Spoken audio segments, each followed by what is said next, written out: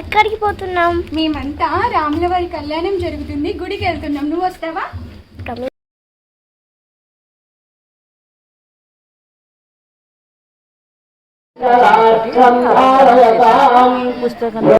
నామాభ్యానాం క్షేమ ధైర్య విజయ అభయ పుండరీకాక్షః పుండరీకాక్షః పుండరీకాక్షః పుష్పాక్షతాన్ గృహీత్వా పూల. ఆమె కూడా భయపడుతూ ఉంటుంది.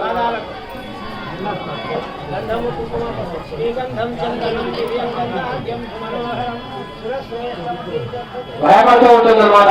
అటువంటి సమయంలోనే ఆయన శివధనస్సును ఎత్తలేక యథాస్థానంలో పెట్టి అక్కడ నుండి వెళ్ళి కూర్చుంటారనమాట. అందరూ నవ్వుతూ ఉంటే మహర్షి కూడా అడుగుతున్నారు, అమ్మవారు ఎవరయ్యా అని చెప్పి అడిగేటప్పటికీ అమ్మవారి తరపున ఉంటున్నటువంటి వారుగా చెప్తూ ఉన్నారు.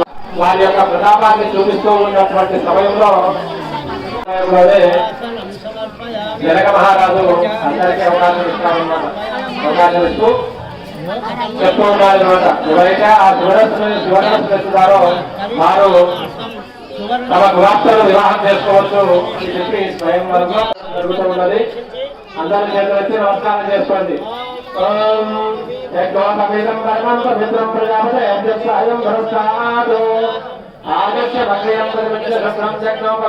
వెళ్ళినటువంటి వారి అక్కడ తండ్రి గారికి తల్లి గారికి ఆవిడ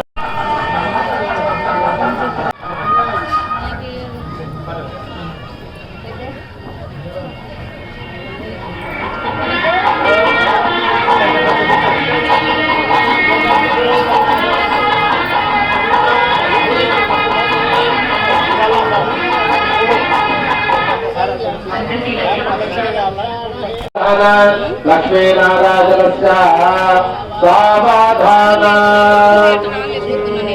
శ్రీరామభద్రే జనక శపత్రే శ్రీనారాయణ సుందర పదాంగి శ్రీవిష్ణుభద్రే భవనే మాతా పదోపరాభ్యాం